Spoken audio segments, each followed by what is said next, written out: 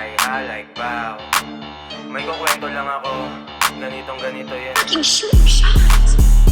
Like, My bad, bitch na nagchat-chat. chat, Gusto niya malaman where I'm at. where you at? Kahit saan handang lumapag. Yeah. O sige, bibigay ko na yung dot. Andito sa trap, sa bandang yasap. Paalis na daw, hinihintay na lang yung drop. Naglinis akong kwarto, winalis pa yung lapag. Nung sinabi niyang malapit na siya, ako'y lumabas. Nagabang ako sa kanto, tagal ko din nakastop.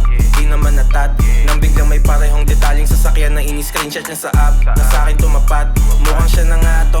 Bumaba, napagyat, katawan ng sarap. Yung mukha niya attractive. Dama ko kaba niya, halatang halata habang sa'kin lumalapit. Sa hoodster na starstruck, naka white socks, hellstar, balik ko na snapback. Angas ko daw tignan, ganun naman talaga dapat. Stock na siya sa'kin parang thumbtack. Suit niya ay crop top, pag Balenciaga. Sa kotse ba nag-hotbox, kasi mata't chinita. Hindi ka din pumapalya ha, malamang light skin baby ba naman yung ikikita. Sa'kin nagpa-pic, sabi ko wag i-upload. Subukan mo lang talaga matik ipa-block. Kung gusto mong i-post, dapat ako naka-crop. Nadagdagan yung host, mala NBA, drop yung roster. Pagkatapos netong lahat, I'ma ghost her. Yung isip-isip ko, ayoko na lang na ilahad. Akin na lang na isinaad. Like bow. Mauuna na ako maglakad, tas ako'y sundan mo lang. Madami kasing chismosa sa daan, pero anong totoo niyan? Ayaw ko makikita nila na yung kasama ko, iba na naman. Masukal yung daanan paloob, kilala ako kaya madami matang bubuntot. Diretso lang tingin mo tapos sa akin sumunod. Nang malapit na kami, yung puso bumilis tibok sa nangyaring kasunod.